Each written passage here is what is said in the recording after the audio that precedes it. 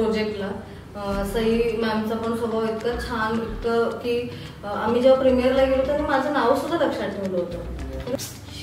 हिला 1 तास लागणार आहे का, थांबा रे सगळं सेटल हवी, लग्न करू, करिअर करून नाही. ही लोक ऍटिट्यूड नाही दाखवत आहे ज्यांनी खूप कमवलेलं आहे. आपण कोण आहे? तर बरेच थिएटर मधली लोक सुद्धा अशा एका हव्यात असतात की भाई कोण आहे, माहितीये का तुला?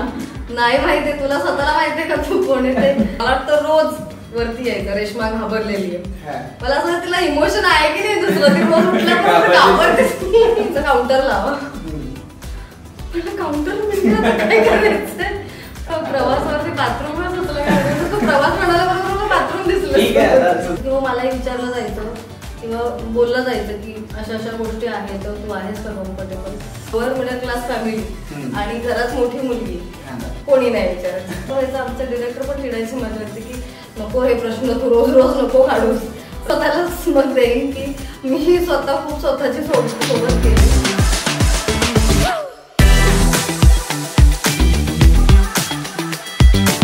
नमस्कार ma'am, thank you so much ma'am, तुम्ही आज आम्हाला वेळात वेळ काढून वेळ दिलाय. लगेचच आपण प्रश्नांकडे वळूयात.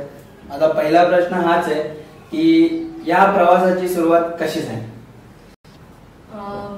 अगदी मस्करीमध्येच सुरुवात झाली असं म्हणता येईल, कारण माझं कधीच असं ठरलं नव्हतं की मी पुढे जाऊन ऍक्टिंग किंवा नाट्य क्षेत्रात काहीही काम करेन.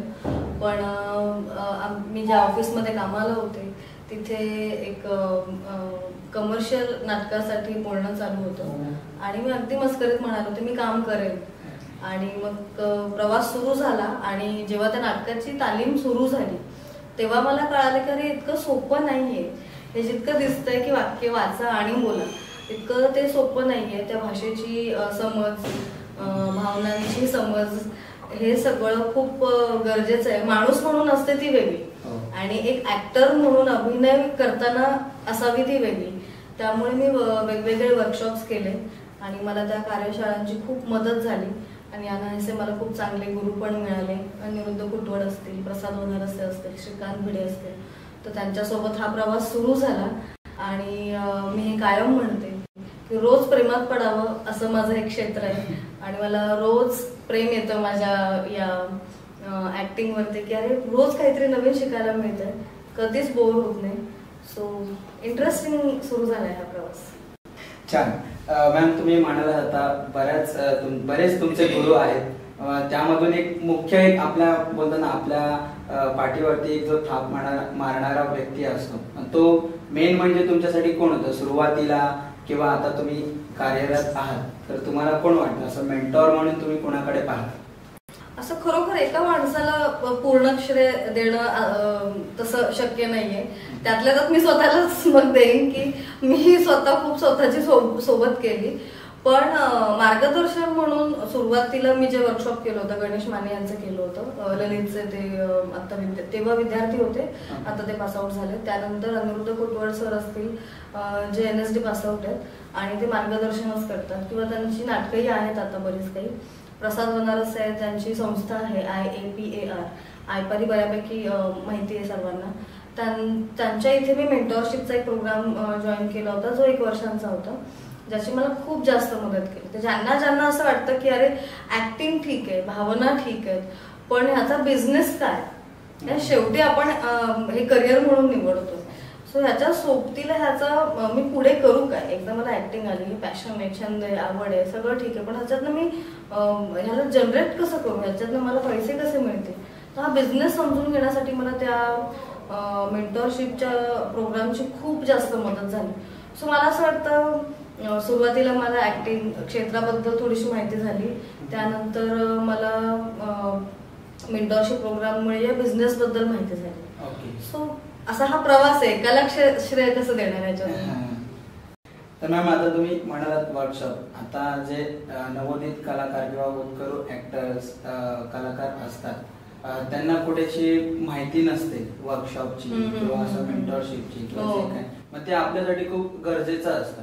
मग तुम्ही काय सांगाल जे होतकरू अभिनेत्री आहेत, अभिनेते आहेत किंवा वेगवेगळे जे काय दिग्दर्शक वगैरे, तर वर्कशॉप हे त्यांच्या ग्रूमिंग मध्ये किती इम्पॉर्टंट आणि किती मोलाचा वाटा आहे वर्कशॉपचा?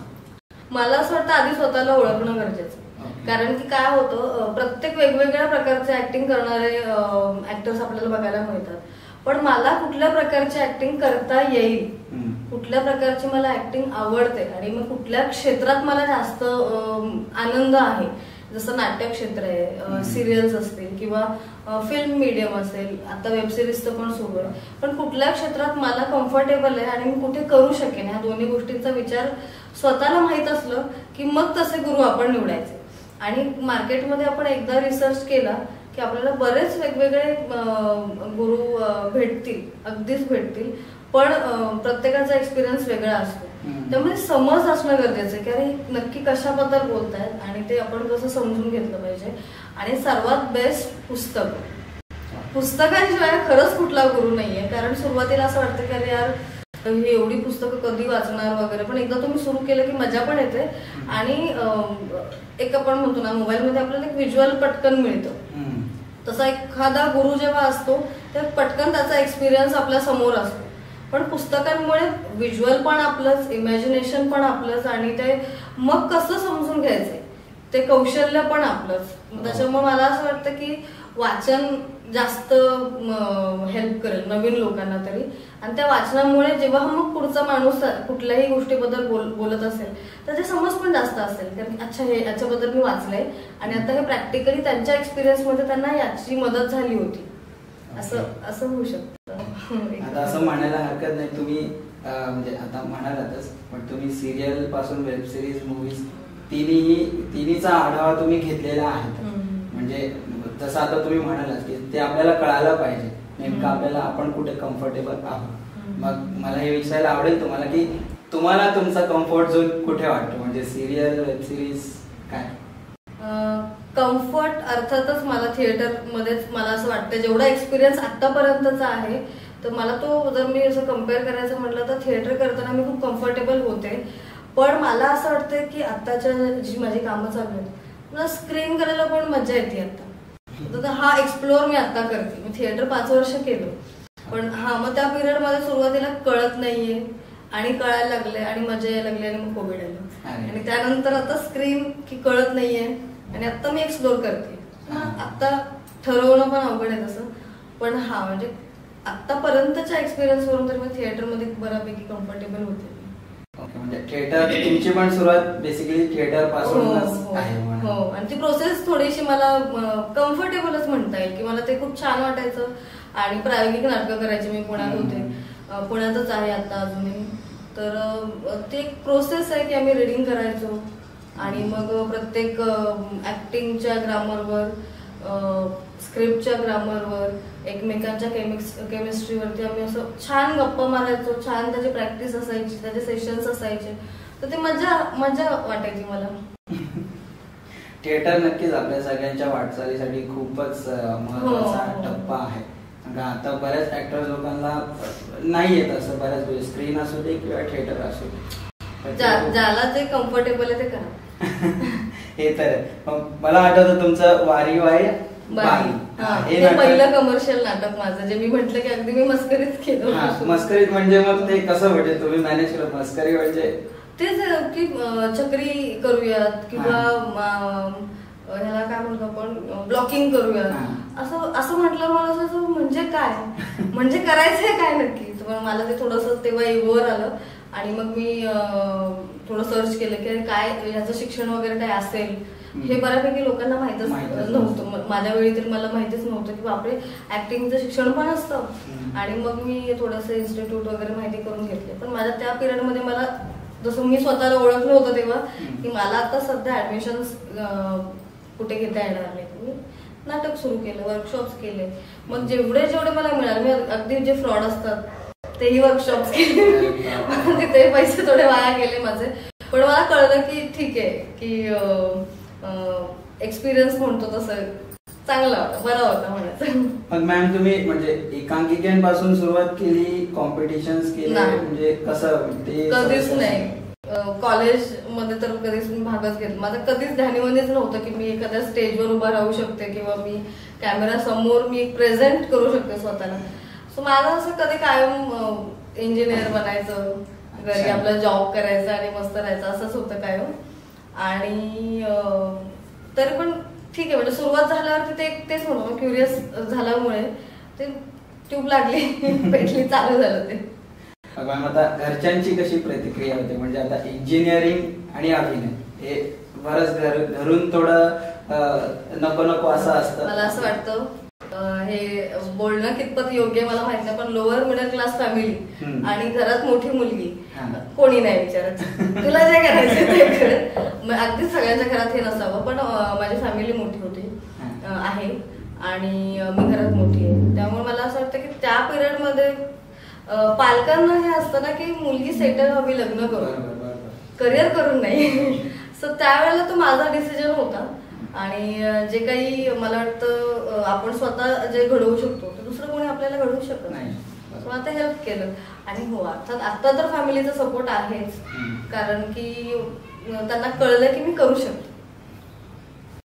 वेब सिरीज सिरियल या म्हणजे थिएटर तर आपलं झालंच, पण डिजिटल माध्यमामध्ये तुम्हाला सगळ्यात जास्त काय भावतं, म्हणजे कुठे काम करायला आवडतं? सिरियल, कारण सिरियलचं थोडंसं माझं गणित असं झालं की इतकं क्विक, कारण मी थिएटर 5 वर्ष सलग फक्त थिएटरच करत होते, त्या व्यतिरिक्त मी काहीच करत नव्हते. सो असं एक खूप प्रश्न की काय कसं 5Ws असतील किंवा कुठल्याही मेथडचे प्रश्न असतातच, पण सिरियलला असं असायचं की अशी स्क्रिप्ट आहे आणि त्याच्यात काही चेंजेस पण असायचे की दुसऱ्या दिवशी लगेच वेगळं आहे काहीतरी, मग ते पुन्हा 5Ws वगैरे. तर मग असं व्हायचं, आमचे डिरेक्टर पण चिडायचे माझ्यावरती की नको हे प्रश्न तू रोज रोज नको काढूस, प्रत्येक सीनवर तू एवढा अभ्यास करायची गरज नाहीये, यू जस्ट परफॉर्म. तर मला वाटतं सिरियल करणारे जे अभिनेते किंवा अभिनेत्री असतात त्यांना एक स्मार्ट वर्क करायची संधी मिळते, तर तसा विचार पॉझिटिव्हली करता येईल की अरे पटकन उभं राहता येतं, पटकन काहीतरी छान परफॉर्म करता येतं आणि लगेच स्वतःला बघता येतं 2-3 दिवसामध्ये, स्वतःला स्वतः क्रिटिसाइज करायचं आणि इम्प्रूव्ह करायचं. सो तसा एक खूप चांगलं माध्यम आहे ते. मॅम आता तुम्ही 5Ws उल्लेख केला, तर मला नक्कीच विचारायला आवडेल की तुम्ही सविस्तरपणे आपल्या ऑडियन्सला नक्कीच सांगा की 5Ws म्हणजे नेमकं काय, म्हणजे कसं ती एक स्टेप बाय स्टेप एक प्रक्रिया असते. मला मेंटरशिपच्या प्रोग्रामच्या वेळी फक्त ऍक्टिंगला घेऊन ते मेंटरशिप प्रोग्राम नव्हतं, तर त्यामध्ये आणि मी वाचन पण करत होते, तर ऍक्टर्स प्रिपेअर मराठीमध्ये मी वाचत होते, अभिनय साधना. तर त्याच्यामध्ये मला त्याचा एन्काउंटर झाला, तर मला हे खूप इंटरेस्टिंग वाटलं की आपण ऍक्च्युअल मध्ये कुठल्याही क्षेत्रात हे वापरू शकतो. 5Ws म्हणजे what, Y, who, when, where, आणि त्याला एक जोडीचा असतो H, हाऊ. त्याची प्रश्न विचारायची तर सीन टू सीन, की या सीन मध्ये काय होणार आहे, कुठे होणार आहे, केव्हा होणार आहे, आपण नक्की काय म्हणजे कसं रिलेट करतोय त्याच्याशी, आणि ह्या सगळ्या गोष्टींचा विचार केला की हाऊ आता हे कसं करायचंय. हा एक सीन वाईज झाला. कॅरेक्टर, की या गोष्टीमध्ये काय कुठे काय घडतंय, मी काय करतेय, कोणाशी काय आपलं रिलेशन आहे याच्यावरती आपले नंतर संवाद ठरतात. आणि मग ते कधी घडतंय, कधीचा अर्थ फक्त वेळ नाही, की आता समजा मला एखादं वाक्य म्हणायचंय, समजा अगदी सोपं की चहा घे. आता हे कोणाच्या तू मैत्रीला आलास आणि मला तुला चहा घे म्हणायचंय केव्हा, किंवा तू जर एखाद्या मुलीला पाहायला आलास आणि मग मला तुला चहा घे म्हणायचंय, ह्याच्यात अगदीच फरक असणार आहे ना. तर तो व्हॅन अभ्यास करायचा गोष्टी वाईज, म्हणजे मी हे माझ्यासाठी तसं वर्कआउट करते, आणि सीन वाईज मग ते 5Ws वेगळे असतात. सो अशा प्रकारचे अगेन ही समज पुस्तक वाचल्यावरच मला वाटतं येऊ शकते, मला तरी असं वाटतं. बाकी शॉर्टकट्स आहेत, युट्यूबला बरेच व्हिडिओज वगैरे असतात, जे तुमच्यासाठी वर्कआउट करतं ते करा. पण पुस्तक वाचल्यामुळे मला असं वाटतं की तुमचं असतं ते सगळं, अगदी सगळं साम्राज्य तुमचं आहे, की स्क्रॅच पासून पहिलं वाक्य वाचल्यापासून ते शेवटच्या वाक्यापर्यंत सगळं तुमचं इमॅजिनेशन आहे. युट्यूबला समोर तुम्हाला सांगणार त्यांचं जे काही म्हणणं आहे, वाचून जे सांगायचं ते त्यांचं म्हणणं असणार आहे, इथे पूर्ण तुमचं असणार आहे. सो हे जास्त हेल्प करेल असं मला वाटतं. मॅम तुम्ही जेव्हा सुरुवात केली, आता तुम्ही म्हणालातच की तुम्ही 5 वर्ष थिएटर केलं आणि मग स्क्रीनकडे तुम्ही वळावं लागलं, सांगू शकता आपण, म्हणजे म्हणू शकता वळावा लागला. तर मॅम आजकाल आपण बघतो ना की बऱ्याच आजकाल पेशन्स खूप कमी झालेत लोकांचे. त्यांना म्हणजे असं पाहिजे की आज मी सुरुवात केली ना 10 दिवसात किंवा एका महिन्यामध्ये मला मूवी किंवा हे मिळालंच पाहिजे. असं म्हणतात ना, मी 1 वर्ष देणार आहे स्वतःला. तशा कलाकारांसाठी किंवा तशा मेंटॅलिटीच्या येणाऱ्या लोकांसाठी तुम्ही काय सांगा की पेशन्स हे किती आपल्या कलाकारांच्या आयुष्यामध्ये किती महत्वाचं आहे, त्याबद्दल तुम्ही काय सांगाल त्यांना? पेशन्स तर मला वाटतं कुठल्याही बिझनेसमध्ये खूप जास्त महत्वाचे आहे. ते सेल्फ प्रोफेशन असेल तरीही. जर तुम्ही पाहायला गेलं तर डॉक्टरचं उदाहरण घेतलं तर 5 ते 7 वर्ष ती लोक अभ्यास करतात. त्यानंतर ते कुठे प्रॅक्टिस करतात, तेही सुरुवातीला त्यांना इंटर्नशिप करावं लागतं. CA झालं. तसंच ऍक्टिंगचं पण सुरुवातीचे जे काही वर्ष असतात ते आपल्या आपल्या काय म्हणू प्रयत्नांवरती की किती पेशन्स आपल्याला करावे लागणार आहेत. त्याच्यामुळे पेशन्स इज मस्ट. पण आत्ता कोणाला जो त्या स्टेट ऑफ माइंड मध्येच नाहीये त्याला सांगून काही फायदाच नाही. तो म्हणणार नाही मी 1 महिन्यात करून दाखवणारच. ते त्याचं स्वतःच पडू देत, स्वतःच उठू देत, तेच जास्त त्याला हेल्प करणार आहे.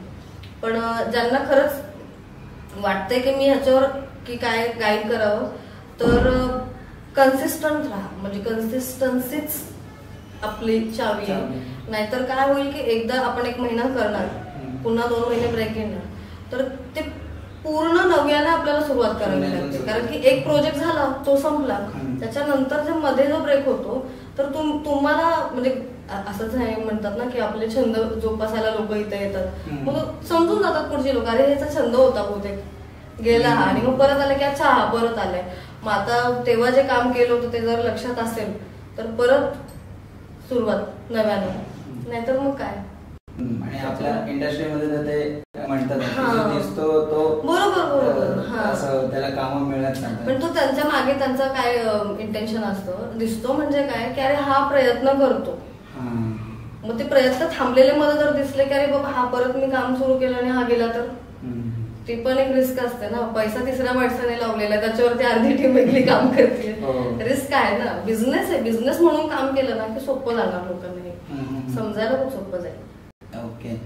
बरेच सारे टर्म्स आहेत इंडस्ट्रीचे आपले, आपण कामं करतो.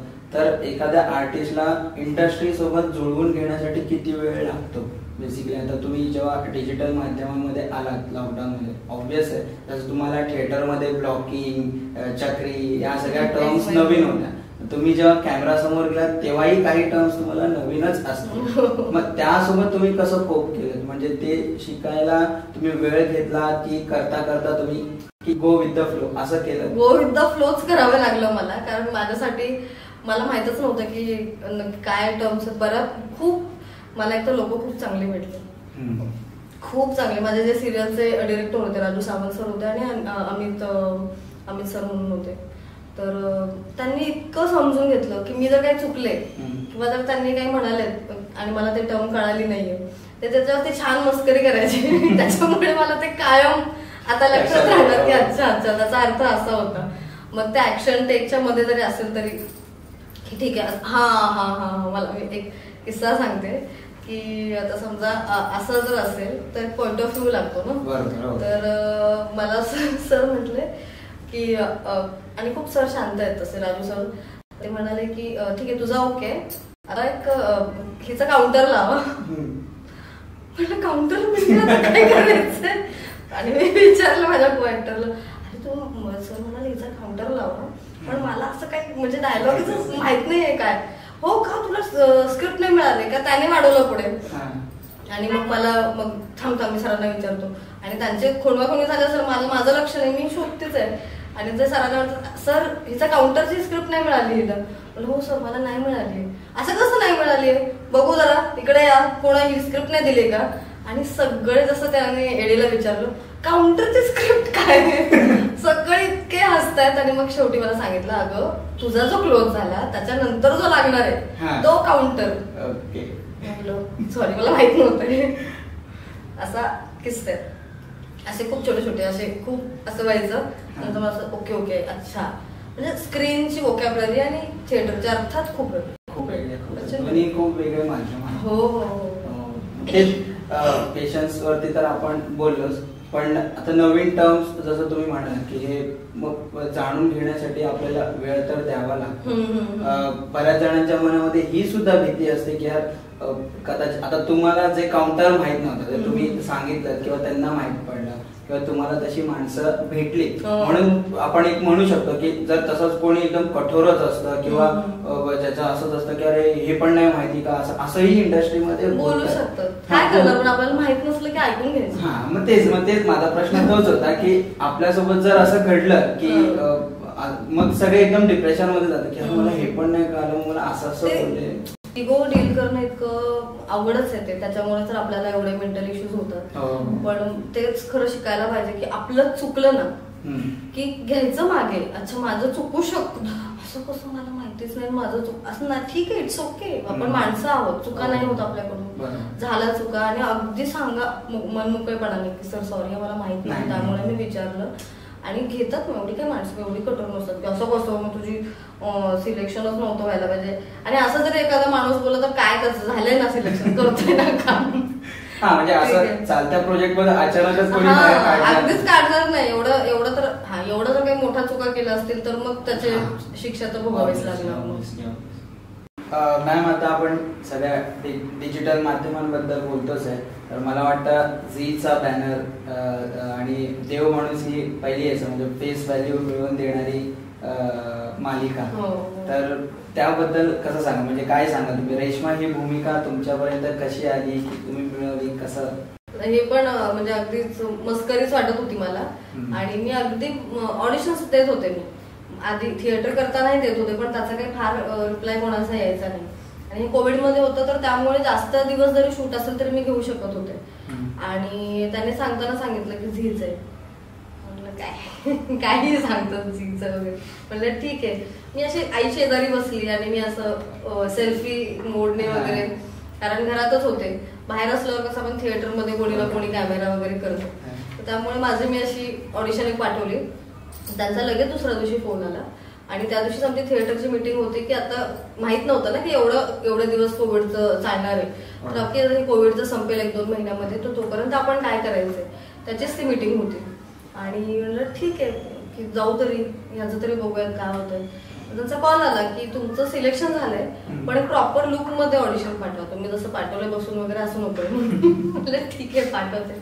आणि त्यांना सकाळी सकाळी मी ऑडिशन पाठवून मग मीटिंगला गेले आणि त्यांचा परत कॉल आला की नाही झालंय ओके लुक सुद्धा, तर तुम्हाला साताराला यायचंय. साताराला मला माहितीच नाही की 2 तासावर सातारा आहे. म्हणलं 5-6-7 काहीतरी एवढं जायचं बापरे. आणि ग्रुपमध्ये सांगितलं ते मला अरे वा वा सिरियल वगैरे.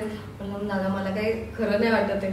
नाही आता बघ असलं होणार तसं होणार हे ते. नाही असं म्हणजे झीचं असं कास्टिंग असं होतं. तो बोला अगं जाऊन बघ काय ते, म्हणून गेले मला पैसे मागितले तर मी काय करू. नाही बोला तर जाऊ नये, साताराला शूट असतात वगैरे. आणि झीचं बॅनर जरी असलं तरी प्रोडक्शन वेगवेगळे असतं, त्याच्यामुळे त्यांना त्याच्याबद्दल फार मलाही काही माहिती नव्हतं की असं पण असतं म्हणून. झी म्हणजे झी असं झीच सगळं करतं असं आपल्याला माहिती असतं, पण तसं नसतं. झी फक्त एक चॅनल झालं ना, तरी बाकीचे लोक इन्व्हॉल्व आहेत. म्हणून आम्ही गेलो आणि 2 दिवस लुक टेस्टच चालली. पहिल्या दिवशी म्हणलं जायचंय परत आता घरी बहुतेक, दुसऱ्या दिवशी तसंच वाटलं. मग शेवटी फायनली त्यांनी एक लुक फायनल केला आणि मला असं ठरलं की 10 दिवस थांबायचे, मग 15 मग 20, 2 महिने शूट चाललं.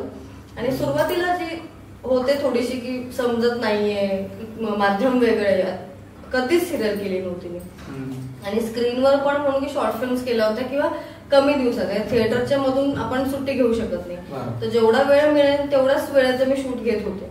तर मला कधीच फिल्म पण घेता नाही आली. 5-6 दिवसांचं जरी शूट असेल तरी मला घेताच येत नव्हतं की बाबा नको, नाटकातनं काढायची भीती तर सगळ्यांना माहिती असते की बाबा महिनाभर आपण प्रॅक्टिस केली, नाटकातनं काढलं तर मग त्याच्यामुळे शूट घेतलं नव्हतं कधी एवढं लांबचं. पण आली मजा आली. सुरुवातीला थोडंसं जरा ऍडजस्ट व्हायला सगळ्याच गोष्टींना वेळ गेला, पण टीम खूपच चांगली होती. टीमने इतका सपोर्ट केला, को ऍक्टर्स असतील किंवा डिरेक्शन टीम होती, असिस्टंट होते त्यांचे, प्रोडक्शन टीम, खूप कमाल टीम होती. मजा आली मला. आता तुम्ही बाकी गमती तर सांगितलं की सातारा वगैरे वगैरे सगळं, पण काम करत असताना आपलं एक आता नाटकाचं आपलं बॉन्डिंग होऊनच आहे, म्हणजे आपली ठराविक तीच टीम असते आणि त्यांच्यासोबतच आपण फ्युचर प्रोजेक्ट करत असतो. तसंच आपल्याला सिरियल मध्ये पण झालंच असेल तुमची इतर आर्टिस्ट सोबत बॉन्डिंग वगैरे, पण त्यांच्यासोबत काही घडलेले गमती जमती किंवा असे काही किस्से आहेत का? खूप जास्त मजा केली होती आम्ही. हा. आणि असं व्हायचं की आपल्याला हळू हसता येत नाही, त्याच्यामुळे जोक झाला की सगळ्यांना कळायचं की अरे तिला विचारा काहीतरी जोक झाले एवढ्याने. ते एक व्हायचं. आणि तसं सांगायला गेलं तर एक मजा आम्ही खूप करायचो. आमचे जे लीड होते किरण असेल, मी एकनाथ म्हणजे माझा नवरा जो करत होता विजय, तर आम्ही असं करायचो की कॅरेक्टर स्विच करायचो. तर प्रत्येक स्क्रिप्टवर मला वाटतं रोज वरती यायचं रेश्मा घाबरलेली आहे. मला असं तिला इमोशन आहे की नाही दुसरं, ती रोज उठल्यापासून घाबरतेच, दुसरा काही इमोशनच नाही. तर तो ह्यांच्या दोघांपैकी कोणीतरी करायचं, मी डॉक्टर करायचे. अच्छा. की बघणं वगैरे आम्ही आमच्यामध्ये ते सगळं करायचं. आणि फक्त डिरेक्टर जर कधी बघितलंच त्यांनी की आम्ही सगळं असं करतोय, मला टेकच्या वेळी फक्त जरा टेक झाले ना की मग मी बोलतो, आता मी काय बोलत नाही. पण खूप मजा करायचो आम्ही. खायला मी तिखट खात नाही, तिकडे प्रचंड मसालेदार जेवण यायचं. तर मग आम्ही ते सेटिंग लावा की शेजारचे जे घरं असतात ते की आम्हाला ऑमलेट भाकर असं काहीतरी करून द्या. ते एक आमची मजा असायची. मग तुझी झाली का सेटिंग, तू काय केलंस, मी तिकडे हे मागितलं, तू काय केलंस, घेऊन या, एकत्र बसून खायचं. हे असं मजा असायची ती. म्हणजे गावाकडे शूट असेल तर अशी मजा असते, इतर गावकरी सुद्धा मग आपल्यामध्ये सामील होत. मग ते रिअल कॅरेक्टर्स होते का सगळे जे बाकीचे छोटे काही होते रिअल. ते एक म्हातारा असायचा कायम, डॉक्टरांकडे तपासणीला यायचा, किंवा ते जे असायचे ते बऱ्यापैकी काय रिअल असायचे, काय तिथलेच ज्युनियर असायचे. आता देवमाणूसचं शूट सगळं गावाकडेच होतं. मग गावातल्या इतर व्यक्तींचं म्हणजे कसं त्यामध्ये सामील ते होतात का, किंवा कशी मदत? आता तुम्ही काढण्याची तर गंमत सांगितली की असं, मग शूटच्या वेळी पण ते तिकडचे युज होतात आर्टिस्ट, किंवा बाकी त्यांचं कसं असं की शूटिंग चालू वगैरे? काही कॅरेक्टर्स गावातले असायचे आणि काही तिथले ज्युनियर असायचे. आणि डे शूटला काहीच म्हणजे यायचे भेटायचे जायचे, पण नाईट शूटला जर खूप आवाज झाला किंवा त्या लाईट्स मुळे जे किडे येतात, त्यामुळे 1-2 वेळा थोडासा प्रॉब्लेम झाला. पण बाकी हो चांगला सपोर्ट होता लोकांचा. म्हणजे मजा तर येतच असेल गावात, प्रॉपर गावात करायचं सगळं. आणि असं रिअल लोकेशन होतं ना, त्यामुळे लोक यायची, भेटायची, जायची. आणि माझं नवीनच होतं, त्यामुळे आम्ही क्रिकेट वगैरे खेळायचो सेटवरती. जी मुलं जी खेळायची तिथं आजूबाजूला, त्यांचीच बॅट त्यांचंच बॉल मग आम्ही खेळायचो. आणि त्या साडीवर पळापळी मजा यायची. एक किस्सा तो आमचा, माझा जो नवरा करत होता विजय, एकनाथ नाव आहे त्याचं, आम्ही चांगले खूप क्लोज मित्र. आणि तो म्हटला तुला माझ्यावर विश्वास आहे ना, म्हटलं होता सीन चालू होते, मी पूर्ण झोन मध्ये. म्हटलं काय झालं, मला गाडी चालवता येत नाही. म्हटलं बापरे, तू काय करणार? नाही म्हटलं तू काय टेन्शन म्हणून, तर माझ्यावर विश्वास आहे ना. अरे विश्वासाचं काय, तुला गाडी चालवता येत नाही, मी काय विश्वास ठेवू. शांत बस, माईक लावलेलं होतं फक्त तसं हातवाऱ्यांवर चालू. ओके, सरांना दिसतंय समोर काहीतरी गडबड झाली. आणि मी अशी, आणि काय मला घाबरायचंच होतं सगळीकडे, चालतंय. आणि अशी गाडी वळवली आणि आमचे डायलॉग वगैरे झाले आणि थोडीशी अशी ती पुढे गेली, शेजारचं गाडी पडली ती. तेव्हा जरा गाववाल्यांनी तेव्हा पण थोडंसं की अरे तुम्ही शूट करता वगैरे ठीक आहे, पण आमच्या गाड्या सांभाळा वगैरे, ते त्यांनी हे केलं. पण आम्ही प्रचंड हसत होतो, अरे तू खरंच गाडी पाडलीस रे, लोकांची शूट बंद करतील लोक. पण अशा गमती जमती व्हायच्या की गाववाल्यांमध्ये आमच्या, आपण जर काही आपल्याकडून काही चूक झाली तर ते बोलणारच आहे ना, असं व्हायचं ते. आता आर्टिस्ट म्हणून आपल्या सगळ्या म्हणजे आपल्या कलेची तर आपण ग्रूमिंग होतच असते. आपण जसं काम करत जातो आपलं क्राफ्ट अजून पॉलिश होतच आहे. बट बाकी जे अभिनेत्यांना किंवा अभिनेत्यांना वेगळी ग्रूमिंग पण एक करावी लागते की स्वतःला कॅरी करणं म्हणा किंवा बाकी सगळ्या गोष्टी. मग तुम्ही तुमच्या ग्रूमिंगची काळजी कशी घेता, म्हणजे ओव्हरऑल पूर्ण अपीरियन्स पासून ते तुमच्या क्राफ्ट पर्यंत? मी काही नाही करत, मी आंघोळ करते एवढंच मला धन्यता आहे, बाकी मी काही नाही करत. बाकी राहिली गोष्ट वाचन, जे मी जर केलं नाही बरेच दिवस तर मला खूप गिल्ट येतं मध्येच, म्हणजे एवढ्या दिवसात मी काहीच वाचलं नाहीये किंवा माझ्याकडून काही घडत नाही. तर तो एक मुद्दा आहे. वाचन मी करते, माझं ग्रूमिंग मी ते समजेल. आणि बाकी राहिलं की अगदी जेव्हा शूट असं 2 दिवसावर येतं तेव्हा असं वाटतं की अरे काहीतरी आपण स्किन केअर करायला पाहिजे, काही आपले केस चाललेत वगैरे. पण असं होतं की ऑडिशन दिले, त्यांना लुक माहिती, त्याच्यामुळे चालून जाते. पण हे अतिशय चुकीचं आहे. म्हणजे करायला पाहिजे पण ते खूप स्ट्रेस नका करू त्याच्यावर. तेच इम्पॉर्टंट आहे असं नको की नाही माझं स्किन केअर जर मी मिस केलं तर मला बाकी मी कामं सोडून तेच करत बसले, असं नका करू. ते वेळातला वेळ म्हणजे ती सवय म्हणून असू देत फक्त, असं मला वाटतं. आणि आपल्या क्राफ्टची ग्रूमिंग ते कसं, म्हणजे त्यासाठी तरी तुम्ही काही वाचन झालं, काही रियाज असतात. जसं एक्सरसाइज आपण बॉडी मसल साठी ज्या रियाज करतो त्याच्यासाठी आपल्या स्किल्स साठी काही रियाज असतात. जसं की आपला आवाज आहे, आवाजासाठी ओंकार झालं. मग अशी आपलं इंटरव्ह्यूच्या मध्ये मी जो किस्सा सांगत होते की सा म्हणणं किंवा ओंकार म्हणणं, त्याच्यामुळे आपल्याला जे होतं किंवा आपण ते हे जे करतो हे करणं हे करत राहायचं. ह्याने काय होतं की तुम्ही युज टू होता की काही जरी आलं तरी आपल्याला बोलायला जमेल. तर मी हिंदीसाठी आता एक प्रोजेक्ट हिंदी केला, तर मी हिंदी रिडिंग करत होते, हिंदी पोयम म्हणायचे आणि हिंदी जास्त ऐकत होते. तर हा माझ्या क्राफ्टचाच भाग झाला. हे झालं वाचिकसाठी. आणि बाकी ऍक्टर्स प्रिपेअर ज्यांनी वाचले त्यांना त्याच्यामध्ये काही खूप छान इंटरेस्टिंग अशा प्रोसेस दिलेल्या आहेत की ज्या आपल्या स्वतःलाच आपण नंतर ओळखायला लागतो, ज्या भावनांशी निगडीत. त्याचं असं डिटेलमध्ये ते वाचन केल्यावरच लोकांना कळेल. पण त्या काही प्रोसेस आहेत ज्या ऍक्टर्सने करायला पाहिजे. जसं की आपण सबकॉन्शियस मेमरी म्हणतो की आपल्याला ते जुन्या काही गोष्टी आठवून, पण त्या गोष्टी नाही आठवायच्या, ती भावना आठवायची. की आता समजा की मला मारायचंय कोणाला तरी, मारून टाकायचंय म्हणजे, पण मी कधी कोणाला मारलं नाहीये, पण आपण मच्छर मारतो पण ती मारायची भावना तर आहे ना, ती भावना लक्षात ठेवून त्यांना त्याच्यावरती काम करणं. तर हा सुद्धा क्राफ्टचाच विषय. पण हे आता शॉट लागणार आहे आणि आता मी ते करणं जरा वर्क नाही करणार. तर त्याच्या जेव्हा तुम्हाला वेळ असतो, काही मध्ये शूट नसेल त्यावेळेला अशा वेगवेगळ्या प्रोसेस करायला पाहिजे. मॅम आता आपली जी फील्ड आहे आता मुलांसाठी तर ओके आहे, पण घरून म्हणा किंवा एक मेंटॅलिटी आहे आपल्या मिडल क्लास फॅमिलीज किंवा तशा माणसांची, मुलींसाठी थोडंसं ते अनसेफ असं त्यांना वाटतं. तर एक स्त्री कलाकार म्हणून तुम्ही त्यांना काही उपदेश द्यावा असं तुम्हाला वाटतं किंवा तुम्हाला काही अनुभव आले म्हणजे नवीन येणाऱ्या मुली आहेत, भीती असते ना, आता वातावरण पण आता सध्या तुम्हाला माहितच आहे कसं, यावरती तुम्ही काय सांगू इच्छिता? भीती वाटतेच.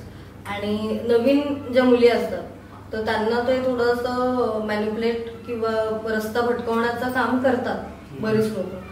पण कुठलाही मुलगी असेल किंवा मुलगा, ज्यांना स्वतःला काय हवंय हे माहित असलं ना की खूप गोष्टी सोप्या होत्या. जसं किंवा मलाही विचारलं जायचं किंवा बोललं जायचं की अशा अशा गोष्टी आहेत तर तू आहेस का कम्फर्टेबल. पण मी स्टँड घेतलं की मला, आणि अगदीच मी काय वाद घातला नाही, माझा तो स्वभाव नाही. पण मी थोडंसं कणखर भाषेत त्यांना सांगितलं की मला अशा पद्धतीचं तुम्ही परत रिक्वायरमेंट्स आणू नका किंवा असं मी खूप खुश आहे थिएटर करून. अगेन मला माहित होतं की मी तर खुश आहे की तर मला नका तुम्ही अशी काही कामं सांगू. पण ज्याला कान उघडण्याची गरज पडते मग त्याला दाखवा लागेल. तर तुम्ही मागे जाण्यापेक्षा मग त्या समोरच्याला की तू बाजूला हो हे म्हणायची एक धमक, मुलगा पण असू दे मुलगी पण असू दे असायला हवी. मग तो कोणीही असो समोरचा, अरे नाही यार पण त्याला मी असं बोलले तर मग पुढची माझी 10 कामं जातील.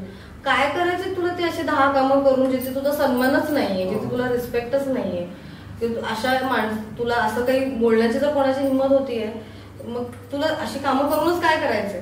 म्हणजे ते स्वतःला समजवण्याचं पाहिजे. किंवा ज्यांची ती ठरलीच असेल की मला काहीही करून हे करायचंच आहे, डू इट. मग त्याचे काही ना काहीतरी परिणाम असणारच आहेत, त्यासाठी तयार राहा. आपली तयारी नाहीये, आपण माघार घ्या, ज्याच्यामध्ये खुश आहोत ते करा. म्हणजे आपल्या फील्डसाठी एक मनापासून आणि मेंटली स्ट्रॉंग असणं पण किती गरजेचं आहे ते, त्याची जाणीव सगळ्यांना असलीच पाहिजे. कायम मला वाटतं जेवढी पुस्तकं तुम्ही वाचणार ना ऍक्टिंग बद्दलची, बऱ्याच लोकांनी पेशन्स बद्दल त्यामुळेच लिहिलंय. कारण की पेशन्स हे का गोष्टी आल्या असतील जन्माला असं जर आपण विचार केला, त्याचं उत्तर मला वाटतं कुठे ना कुठे यायचं की ज्यांना पटकन हव्यात गोष्टी, की नाही यार ती तिथं तिच्या या वयात ती स्टार आहे आणि मी माझ्या वयात हेच नाहीये म्हणून ती आहे तिच्या काहीतरी वेगळ्या इक्वेशन्स वर्क केल्या, तुझ्या नाही करत आहेत, पण तुझ्याकडे जे आहे त्यात तू काय करून खुश राहू शकतेस हे तू शोधलं पाहिजेस ना. मग ते कम्पॅरिझन आणि जेलसी मध्ये मग ते काही मध्ये करायचं म्हणून काहीतरी करतात. मोस्टली हे प्रयोग फसतातच, मला जेवढं कळतं की 90% हे प्रयोग फसतातच. तर ते नाही करायला पाहिजे त्या गोष्टी, हे माझं मत आहे. अगेन ज्यांना करायचं त्यांच्याबद्दल मला काही ओपिनियन नाहीये, पण माझ्यापुरतं मी सांगेन की आपल्याला डील करता आलं पाहिजे आणि अगदीच कोणीच जबरदस्ती करत नाही. तुम्हाला अगदीच मॅन्युप्युलेट करण्याचा प्रयत्न करतील की अशा गोष्टी केल्याने तुम्हाला अशा गोष्टी मिळतील, पण मला त्या नकोच आहेत असं जर तुम्ही स्टँड घेतला तर ते काय तुम्हाला जबरदस्ती नाही करणार. आता मॅम अभिनय झाला, आपण सगळं बोललोच, पण अभिनया व्यतिरिक्त तुमची काय आवड आहे, म्हणजे तुम्हाला काय आवडतं असं? अभिनय जर तुम्ही काही करत नसाल किंवा काही प्रोजेक्टवरती काम नसेल तर तुम्ही तुमचा वेळ कसा घालवता किंवा काय करता? अजून आवड तुमची काय आहे? वाचन. अगेन वाचन म्हणजे फक्त असं काही आता लगेच पुस्तक काढलं आणि वाचलं असं नाही, एक तो माइंडसेट पाहिजे. उलट मला वाटतं जेव्हा माझं काम चालू असतं ना तेव्हा मी जास्त वाचन करते, कारण की मला एक काय म्हणू आपण शेड्यूल असतो आणि एवढा वेळ मला मिळणार आहे मला माहितच असतं, आणि या वेळेत मग मी ते वाचन टाकून दिलेलं असतं. घरी असलं की मग काय कधी उठा कधी काही करा.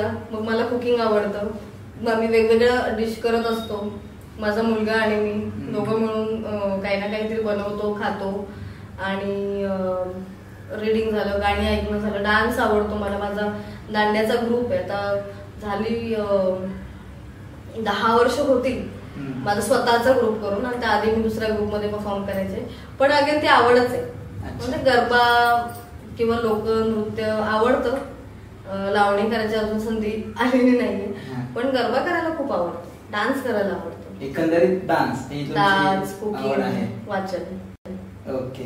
आता तुम्ही तुमच्या मुलाचा उल्लेख केलातच, तर एक आई म्हणून मुलाचा वेळ आणि आपलं करिअर, आपलं हे सगळी कामं हे मॅनेज करायला म्हणजे काय असं वेगळं आई म्हणून काय लागतं? काय नाही, एका पुरुषाला घर सांभाळायला जे लागतं तेच एखाद्या स्त्रीला लागत असेल. जसा तो 12 तास मुलींना बायकोला सोडून जातो कामावर, तसं मी जाते. तर त्या वेगळं काही आपण काही करत नाहीये. अजून एक तुमची आवड आम्हाला माहित पडली ती म्हणजे ढोल ताशा पथक. मला ढोल वाजवायला बरंच आवडतं. हा, त्याबद्दल आम्हाला ऐकायला नक्कीच आवडेल. मी एक मला वाटतं 10 वर्ष आधीच वादन सुरू केलं होतं एका पथकामध्ये, आणि मला ते इंटरेस्टिंग वाटलं. म्हटलं हे छान आहे, आणि अगदीच मला तेव्हा असं व्हायचं की धिंता धिंता धिंता धिना असं पाठ करायचं आणि ते आपण सुरुवात करायची म्हणून. मध्ये परत ब्रेक झाला, मग कलावंत बद्दल माहिती झालं आणि म्हणलं चला हे आपण जॉईन करू शकतो. ते जॉईन केलं, 2-3 वर्ष केलं, पण आता अगेन बिझनेस सांगितलाय, सुरू केलाय. भावाची मदतच आहे ती, स्वतःचा बिझनेस जरी नसला पण तिथे थांबावं लागलं, त्याला साथ करणं तितकं मला आता सध्या महत्वाचं वाटलं. म्हणून यावर्षी मला जमत नाहीये जायला, वाईट वाटतंय, पण काम. ती पण एक तुमची मोठी आवडच आहे? हो, मला आवडतो, पण ढोल ताशा येत नाही वाजवायला, पण मी ढोल वाजवतो. ताशाचं मी कधी शिक्षणच घेतलं नाही. मला ते बघूनच असं वाटतं की हे मला जमणारच नाही, काहीतरी वेगळं आहे, पण ढोल केला. छान. मग त्यासाठी वेळ काढायचं झालं तर समजा ढोल ताशा पथकाचं यावर्षी तर तुम्ही नाही आहात, बट मग कसं मॅनेज करता? शूट वगैरे ते सगळं? मग शूट असेल तर नाहीच ना, शूट असेल तर नाही. ती हॉबी आहे ऍट द एंड, हे माझं करिअर आहे, हे माझं काम आहे, मग घर चालवायचंय मला. त्यामुळे हॉबीज आणि याच्यामध्ये थोडंसं होत असते. परीस वेब सिरीज मध्ये तुम्ही काम केलं ना, मग त्यामध्ये काम करण्याचा अनुभव आणि ते काम कसं तुमच्यापर्यंत लँड झालं, किंवा देवमाणूसच्या प्रोफाईल वरती ते मिळालं, किंवा कसं होतं? नाही, परीस देवमाणूसच्या आधी शूट झाली. अच्छा, कोविड मध्येच शूट झाली आहे, पण देवमाणूसच्या आधी शूट झाले. म्हणजे मी परीसचं शूट करून आले आणि मग देवमाणूसचं शूट केलं. तर मी ऑडिशन दिलं होतं एका वेगळ्या फिल्मसाठी. त्यातला चंद्रकांत राऊत म्हणून जो आहे, परीस मध्ये ज्यांनी काम केल्याचे मोठे केस, हा, तर त्याच्याकडे मी ऑडिशन दिलं होतं आणि ते वर्कआउट झालं नव्हतं. आणि आम्ही एका सॉन्गच्या एका शॉर्ट साठी त्याने मला विचारलं होतं की तू करशील का? म्हटलं ठीक आहे करूयात, पण तो शॉर्ट सुद्धा त्या गाण्यात लागला नाही. आणि मग शेवटी त्याचा मला कॉल आला की की असं असं आहे, जोगतिणीचं कॅरेक्टर आहे. जोगतिण मी कसं करणार, मला वाटते मला नाही जमणार म्हणून. नाही बोलला तू ये, आणि कोविड असल्यामुळे अशा राहावंच लागणार तिकडे, असं आहे 15 दिवसांचं. पण खूप जास्त आम्हाला मजा आली करताना. पहिल्यांदा मला असं वाटतं काही टेक्निक्स मी वापरल्या मेथडच्या, ज्या मला ऍक्टर म्हणून इतकं सुंदर फ्रीडम दिलं होतं. मयूर करंबळीकर डिरेक्टर आहे, विशाल सांगळे आणि राजा दगडे, या तिघांनी मिळून रायटिंग आणि डिरेक्शन त्यांचं होतं. तर इतकं फ्रीडम म्हणजे मला आता काम करताना कळतं की अरे काय एक ती मज्जा असते की जेव्हा आपल्याला फ्रीडम पण असतं आपलं काम करताना, की मला जेवढा वेळ त्या सीन साठी प्रिपेअर व्हायला लागायचं ते द्यायचे आणि आनंदानं द्यायचे. आता हिला 1 तास लागणार आहे का, थांबणार आहे सगळं, असं काही नव्हतं की किती वेळ लागणार आहे तुला, बरं तुला वेळ नको मोजायला, तू तयार झाली की सांग. इव्हन त्याचे आमचे सिनेमॅटोग्राफर सोपान दादा म्हणून होते, इतकं सुंदर पेशंटली तसेच बसून राहणारे. खूपच म्हणजे टीम ती इतकी छान आमची झाली. आम्ही अजूनही खूप चांगले फ्रेंड्स आहोत. पण सगळ्यांची एक इंटेन्शन म्हणतो ना आपण, की एक एनर्जी होती की आम्हाला ही फिल्म करायची आहे. ती नंतर आम्ही वेबसिरीज म्हणूनच रिलीज केली, पण आम्हाला ही फिल्म करायची आहे. आणि ह्याच्यामध्ये आम्हाला, मला ऍक्टर म्हणून, त्याला डिरेक्टर म्हणून, त्याला रायटर म्हणून, ह्याला एडिटर म्हणून सगळ्यांना एक्सप्लोर करायचंय आणि ह्याच्यात मजा आली पाहिजे, हे सगळ्यांचं ठरलं होतं. आणि मला वाटतं सगळे कारभारच आहेत, मी एकटीच फक्त बाहेरचे होते. आणि मी खूप उशिरा जॉईन केलं. त्यांचं शूट ऑलरेडी सुरू झालं होतं आणि मग मी जॉईन केलं होतं. आणि त्याची प्रोसेस बऱ्यापैकी आधीपासून सुरू होती. सो तो थोडा एक वेळ लागला मला जेलप व्हायला, पण वन कॅम प्रोडक्शन सुंदर सुंदर काम केलं त्यांनी. आता तुम्ही रिलेशन बद्दल एकंदरीत यामधून सांगितलंच की तुम्हाला पुरेसा वेळ त्यांनी दिला. आर्टिस्ट म्हणून आणि ते जे आपले कॅप्टन ऑफ द शिप असतात, आर्टिस्ट आणि कॅप्टन ऑफ द शिप म्हणजे आपले दिग्दर्शक, त्यांच्यासोबतचं आपलं कोऑर्डिनेशन आर्टिस्टचं एखाद्याचं कसं असावं याबद्दल तुम्ही काय सांगा? म्हणजे बऱ्याचदा खूप इम्पेशंट होऊन जातात की अरे शॉर्टच नाही लागला, आम्हाला सकाळी बोलवलं, एवढ्याचा कॉल टाइम दिला आणि संध्याकाळी शॉर्ट लागला, खूप हायपर होतात सगळे. त्याबद्दल तुम्हाला काही सांगावं वाटेल? एकदा प्रश्न विचारायचा स्वतःला की मी का आलोय इथे. जर मी इथे कामालाच आलो आणि ते काम झालंच नाहीये तर मी ह्यांना कसं सांगू शकेन की 2 तासात मला जायचंय. सेम विथ टीम, की जर अरे यार मी ह्यांना 2 तास दिले होते पण 2 तासात काम होणार नाहीये, तर ते त्यांना इन्फॉर्म करणं पोलाइटली की हे माझ्याकडे काम करायला आलेत, हे तुला अजून 2 तास थांब, हे करण्यापेक्षा की आपण इक्वल आहोत ना, की तू माझ्यासाठी काम करतोयस, मी तुझ्यासाठी काम करते, की 2 तास अजून वेळ लागणार आहे तर आपण थांबू शकतो का? कोण नाही म्हणणार. जिथे तो काय म्हणतो चढ उतार येतो ना तेव्हा प्रॉब्लेम येतो. जेव्हा आपण इक्वली एखाद्याशी बोलायला गेलो ना की मग लोक समजून घेतात की अरे अच्छा अच्छा असा प्रॉब्लेम आहे का, चल आपण करूयात, तू टेन्शन नको घेऊ. आता अतिशय म्हणजे आवडीचा प्रश्न आहे माझा पण एकदम, की आता तुम्ही बीई रोजगार या वेब सिरीज मध्ये पण काम केलं, तर त्यामध्ये आपल्या महाराष्ट्राच्या आवडत्या bold and beautiful Sai Tamhankar होत्या. त्यांच्यासोबत तुम्हाला काम करता त्या कशा आहेत किंवा तुमच्या त्यांच्यासोबत काही गमती झाले का, कशी मजा आली? खूपच ते पण माझ्यासाठी खूप सरप्राईज होतं की खरंच होणार आहे का, खरंच होणार आहे का. कारण की मी भाडीपासोबत वेगळ्या कामासाठी बोलत होते त्यांच्यासोबत, पण त्यांनी मला विचारलं की असं अगदीच एक छोटासा सीन आहे पण तू करशील का. मला हा काही हरकत नाही. माझं असं कधीच नाही की मला लीडर्स पाहिजे किंवा पॅरलर्स पाहिजे, आपल्याला काम करायचं आपण करायचं हे माझं ठरलेलं आहे. सो मी म्हटलं ठीक आहे करेन, पण प्रचंड भीती वाटत होती, प्रचंड भीती वाटत होती की शिट यार डायरेक्ट सई ताम्हणकर समोर काय होईल काय नाही. पण सारंग डिरेक्ट करत होता तेव्हा माझ्या सीनसाठी तो होता. इतका शांत, म्हणजे आपण म्हणतो ना की माणसाचा स्वभाव त्याच्या कामात उतरतो, तर मला असं वाटतं ते झालं त्या प्रोजेक्टला. सई मॅमचा पण स्वभाव इतका छान, इतकं की आम्ही जेव्हा प्रीमियरला गेलो तर माझं नाव सुद्धा लक्षात ठेवलं होतं. तर गायत्री तू पुण्यावरून आलीस, एवढंही लक्षात ठेवलं की मी पुण्याला राहते. सो मला असं वाटतं की ते जे त्यांनी तिथे कम्फर्टेबल केलं होतं मला, सारंगने असेल सईने असेल, आमचा हार्डली 1-1.5 तासातच तो सीन झाला होता. आणि खूप सगळ्या टीमने वेलकमिंग नेचर ठेवलं होतं की अरे आपण एखाद्या नवीन मुलीसोबत काम करताना काही सेटवर असताना की अरे कोण आहे काय, असं नव्हतं. ज्यांचं तुम्ही हे कॅरेक्टर करताय ना, तुम्हाला काही हवंय का, हे झालंय का, प्रॅक्टिस झाली का, प्रॅक्टिस करायची आहे का. दोघंही डिरेक्टर असतील को ऍक्टर असतील दोघांचंही तेच म्हणणं होतं. सो तो एक जबाबदारी येते ना आपल्याला स्वतःहूनच की अरे बापरे आहे, इम्पॉर्टंट आहे याच्यातलं काहीतरी. पण अगदी 1 टेक 2 टेक कसं मस्त छान झालं ते, आणि म्हणजे ते जमलं पण, ते एनर्जी पण मॅच झाली त्या म्हणजे सीन मध्ये जी हवी होती ती पण मॅच झाली.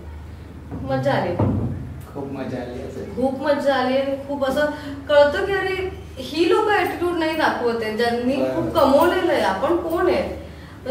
बरेच थिएटर मधली लोक सुद्धा अशा एका हवेत असतात की भाई कोण आहे, माहितीये का तुला, नाही माहितीये तुला, स्वतःला माहितीये का तू कोण आहे. ते त्यांना माहिती असून ते खूप हंबल, एनर्जेटिक आणि सुस्वभावी की बाबा हा पुढचा माणूस आहे, मी माणूस आहे, आणि दोघांनी आपण माणसासारखं एकमेकांशी वागावं, अशी सगळी भाडीपाची माणसं होती. मज्जा आली.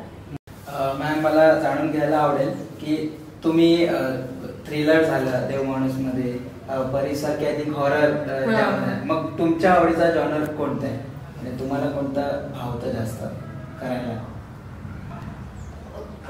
म्हणजे असं काही ठरलं नाहीये, पण जेवढा रिअलिस्टिक असतील गोष्टी तर त्या पटकन रिलेट होतात आणि त्यात इंटरेस्ट येतो. जसं की आता सिरियलच्या ज्या ऑडिशन असतात हे जे रिलेट करू शकतात त्यांना माहितीये, त्या वाचूनच असं कळतात की असं कोण बोलतं, असं वाचूनच होतं, स्क्रिप्ट वाचूनच. तर बऱ्याच पण स्क्रिप्ट असतात वेब सिरीज फिल्म्सच्या ज्या वाचूनच असं होतं की वाव हे किती ह्युमन बेसिक ट्रेड्स वरती बोलते, किती बेसिक ह्युमन्सच्या म्हणतो ना आपण शेड्स दाखवते. सो तशा ज्या असतात ना त्या पटकन रिलेट करतात. पण दोन्ही खऱ्या खऱ्याच इमोशन्स आहेत, त्याच्यामुळे जे येईल ते करायचं. आय थिंक बेरोजगार तुम्हाला जास्त एकदम असं भावलं, कंटेंट एकदम इमोशनल होता तो, आणि त्याचे लेयर्स होते आणि ते खूप छान सारंगने सांगितलं. खूप सुंदर एक्सप्लेनेशन होतं त्याचं, ते खूप रिलेट झालं. मस्त. आता आपण खूप चर्चा केली, खूप बोललोय, बऱ्याच गोष्टी, बारीक सारीक गोष्टी तुम्ही म्हणालात. एक चेंज म्हणून आपण एक छोटासा गेम खेळणार आहोत. कमी बोलायचं. हा, थोडक्यात म्हणजे एका शब्दात बोलायचा असा गेम आहे. मी एक शब्द देईन तुम्हाला, त्यावरती तुम्हाला पहिली प्रतिक्रिया तुमची काय किंवा तुम्हाला ते ऐकून काय वाटतं. म्हणजे जर झाड म्हटलं मी तर जीवन झालं किंवा ऑक्सिजन झालं, असं तुम्ही थेट उत्तर डायरेक्ट देऊ शकता. तसं एक छोटासा गेम आहे.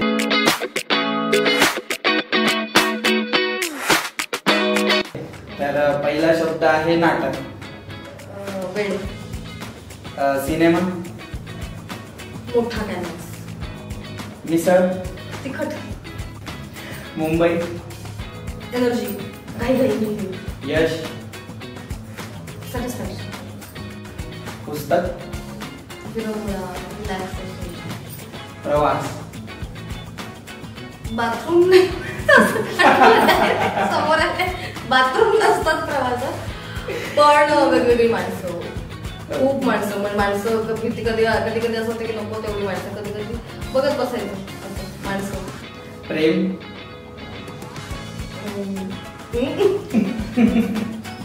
काय प्रेम.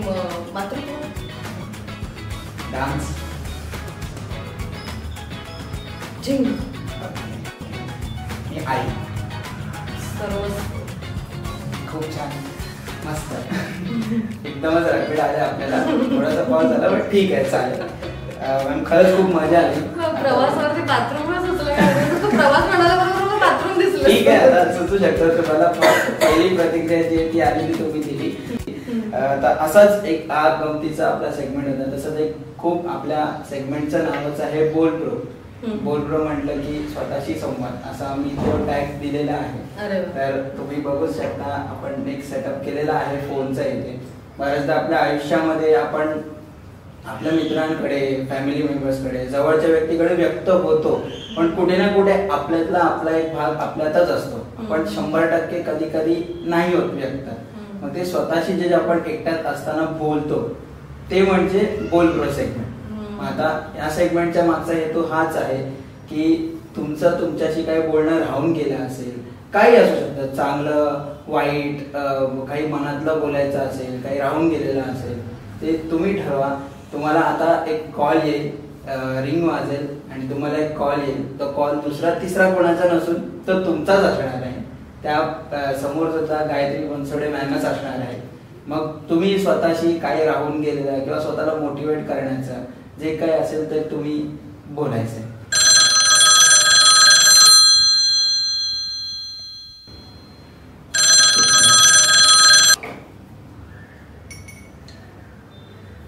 हॅलो. बऱ्याच गोष्टी अप डाऊन सगळ्याच गोष्टी घडतायत. खूप पळतेस तू, तर 1-2 मिनिट फक्त मला तुला सांगायचं होतं. खूप छान करतेस माणूस म्हणून, एक आई म्हणून तुला जेवढं करता येते खूप छान करतेस. गोष्टी घडतायत, चुकतायत, पुन्हा उभा राहायचंय, पण तू प्रयत्न करतेस. याच्यासाठी तुला मी कधीच अप्रिशिएट करू शकत नाही. तुझ्यावरच चिडचिड करते कायम. त्याचं सक्सेस नाही होते याचा रागाव होतोय, पण तू प्रयत्न करतेस. याच्यासाठी तुझे खूप खूप अभिनंदन तुझं. कारण बरेच लोक प्रयत्न सुद्धा नाही करत, माघार घेतात किंवा जे त्यांना आवडत नाही त्या गोष्टी करत बसतात. पण तुला जे हवंय ते तू करतेस आणि नडतेस, भिडतेस. भीड बिंदास, होऊ दे, फेल होऊ दे, परत देऊ आपण एकदम. टेन्शन नको घेऊस. All the best. मस्त. Thank you so much ma'am. आमचा हा पूर्ण जो सेटअप आणि पूर्ण मेसेज देण्याचा किंवा एक जो भाग आहे आमचा तो तुम्ही येऊन तुमच्या प्रेझेन्सनी तो अजून बहारदार करून टाकलाय. छोटंसं आमचं गिफ्टिंगचं सेशन आहे आमच्याकडून तुमच्यासाठी. ही छोटीशी आमची भेट आहे. तुम्ही प्लीज ते पण करून पाहिलं तर आम्हाला खूप आवडेल.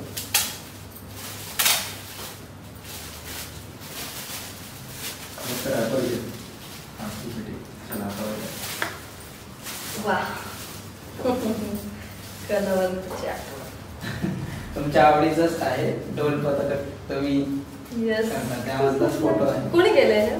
आमच्याच टीम मेंबरनी केलाय. सुंदर. आणि हे तुळस आपल्या संस्कृतीचं प्रतीक. येस. मुळातच झाडं गिफ्ट द्यावी. हो. काही फास्ट फूड किंवा असं काही देण्यापेक्षा. थँक्यू सो मच मला तुम्ही इथं बोलवलं. आणि हा सेगमेंट सुद्धा खूप छान आहे. पण बऱ्याचदा आपण घाई गडबडीत आपण स्वतःला पण काय लोकांना पण अप्रिशिएट करायचं राहून जातो. एक वेळेस तू चुकलायस हे सांगतो आपण, आठवणीनं फोन करून सांगतो की तुझं चुकलं, मला काय आवडलं नाही वगैरे. पण एखादी गोष्ट छोटीशी जर असेल, छोट्या छोट्या चुकांना आपण सांगतो, पण एखादी छोट्या गोष्ट की आपल्याला आवडली अप्रिशिएट करायचं राहून जातं. आणि त्यामुळे मग ताणली जातात कधी नात्यांमध्ये. सेम स्वतःसोबत पण होतं. सो मस्त मजा आली मला गप्पा मारून. Thank you so much ma'am. तुम्ही वेळात वेळ काढून आलात. छोटासा एक अगदी शेवटचा प्रश्न आहे आपल्या सेगमेंटला जाणारा. आमचं नाव आहे बी रेडी ओके प्रोडक्शन. तर आपल्या प्रत्येकाच्या आयुष्यात एक अशी मुवमेंट येते जिथे आपल्याला रेडी राहावं लागतं. म्हणजे काही आपल्याकडे ऑप्शनच नसतो, आपल्याला त्याला सामोरं जावंच लागतं. तर ती बी रेडी ओके मुवमेंट तुमच्या आयुष्यात तुमच्यासाठी कधी होती आणि त्याला तुम्ही कसं टॅकल केलं? बी रेडी ओके येस मुवमेंट मला असं वाटतं काय, मला वाटतं आई होणंच खूप जास्त मोठं झालं आयुष्यात. तर ते मला माहित नव्हतं की मी रेडी आहे की नाही. आणि मग मूल झाल्यानंतर ते 1 वर्षाचं होते, 2 वर्षाचं होते, आता ते 12 वर्षाचं आहे. तर ते प्रत्येक मला वाटतं दिवशी मला असं वाटतं की ओके बी रेडी ओके, काही नाही करायचंय. कारण की उद्या जाऊन तो जे काही घडणार आहे त्याचं कुठे ना कुठे एक श्रेय ते माझ्याकडेच असणार आहे. त्याच्यामुळे त्याची जबाबदारी जी आहे ती थोडीशी घेताना ते थोडंसं असं असतं की बी रेडी ओके ओके ओके असं असं आहे सगळ्या गोष्टी. मातृत्वच मला वाटतं सांगता येईल. छान. Thank you so much ma'am. तुम्ही वेळात वेळ काढून आलात आणि खरंच बहारदार करून टाकला. खूप चर्चा केली, खूप सुंदर छोट्या छोट्या गोष्टी, खूप साऱ्या गोष्टी आम्हाला नव्यानं जाणता आल्या. तुमच्याबद्दल पण आम्हाला खूप साऱ्या गोष्टी कळाल्या. तर थँक्यू सो मच तुम्ही आल्याबद्दल. Thank you so much. Be ready production right. Yes be ready okay. Be ready okay production तुम्ही मला इथे बोलवलं आणि इतकं सुंदर छान आपण संवाद केलाय. आणि कोणालाही याच्यातून थोडीफार जरी मदत होणार असेल तर हे धन्यताच आहे त्याच्यामध्ये. मी काही फार सक्सेसफुल नाहीये पण एक माणूस म्हणून जेवढं मला जेन्युइनली बोलता आलं तेवढं मी बोलली आहे. आणि ते प्लॅटफॉर्म तुम्ही मला दिलं त्यासाठी मनापासून धन्यवाद, आभार. Thank you so much ma'am. तर मित्रांनो, तुम्हाला आजच्या चर्चा आवडल्याच असतील. जर तुम्हाला आमच्या चर्चा या आवडल्या असतील तर या व्हिडिओला नक्कीच लाईक करा. अशा अजून आणखी नवीन व्यक्तींना भेटण्यासाठी, त्यांच्याशी चर्चा करण्यासाठी आम्ही नक्कीच प्रयत्न करणार आहोत. आणि ते तुम्हाला सुद्धा ऐकायचे असतील तर आमच्या नक्कीच यूट्यूब चॅनलला सबस्क्राईब करा. याबद्दलच्या आणखीन अपडेट्स मिळवायच्या असतील तर आमच्या इंस्टाग्राम पेजला फॉलो करा. आणि तुम्हाला या इंटरव्ह्यूमधला जो काही भाग स्पेशल आवडला असेल तर ते कमेंट्सद्वारे आमच्यापर्यंत पोहोचवायला विसरू नका. पुढच्या इंटरव्ह्यूमध्ये नक्कीच भेटू सेम एनर्जीने एका नवीन आर्टिस्ट सोबत, त्याची बी रेडी ओके कहाणी घेऊन. तोपर्यंत बी रेडी ओके.